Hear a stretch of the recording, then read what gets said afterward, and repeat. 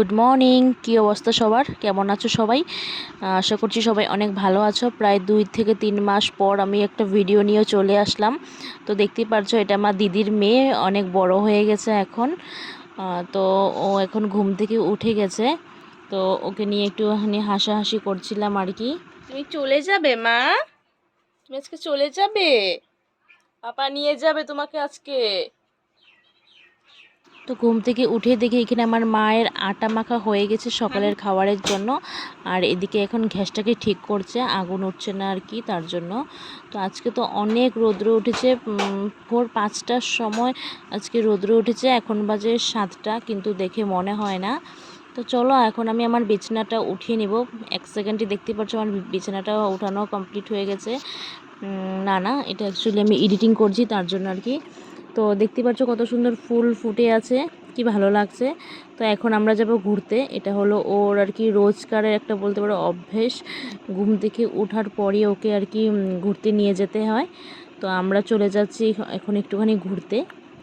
তো আমাদের বাড়ির পাশেই যেহেতু হাইওয়ে রোড, ব্রিজ, তো দেখতে পাচ্ছ আমরা ব্রিজে চলে এসেছি, কি ভালো লাগছে। তো এদিকে হলো নদী আছে। তো চলো, আমাদের ঘোরা হয়ে গেছে, এখন আমরা বাড়ি চলে যাই। গুনু এসেছে মা? তুমি আজকে চলে যাবে? তুমি চলে যাবে পাপার সাথে? তুমি চলে যাবে পাপার সাথে বাড়িতে আজকে? হ্যাঁ, তুমি চলে যাবে?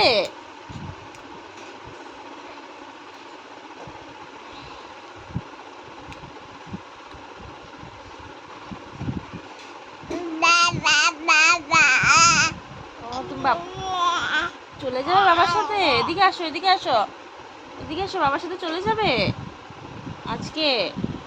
আজকে রাত্রে চলে যাবে? মিস করবে না মানিকে?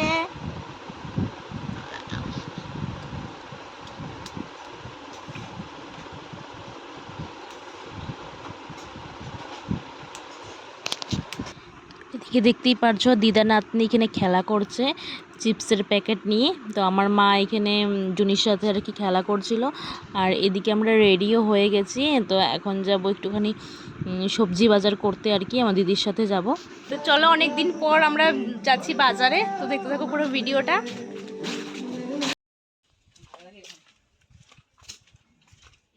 তো চলো আমরা চলে যাই এখন বাজারে। তো দেখতে পাচ্ছ এখানে এটা হলো বাড়ির পাশে আর কি রাস্তা।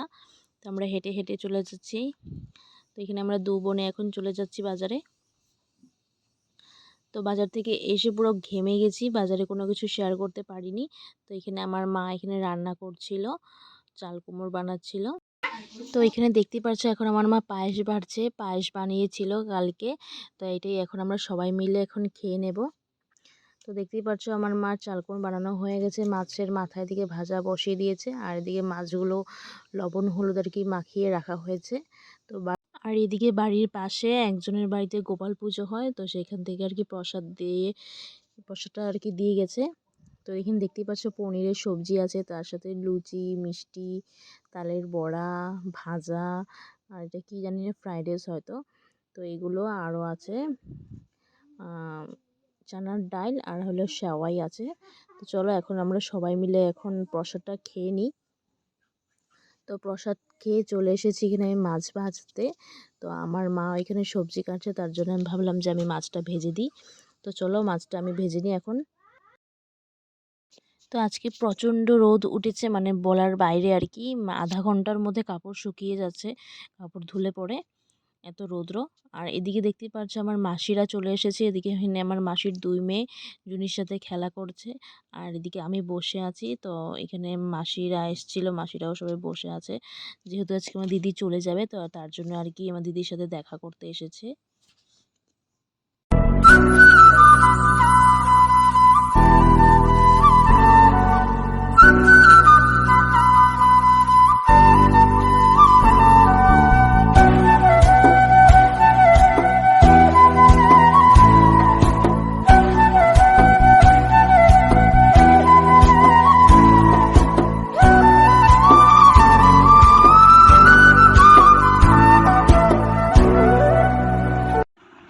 এখন বাজে রাত্রি 1:30।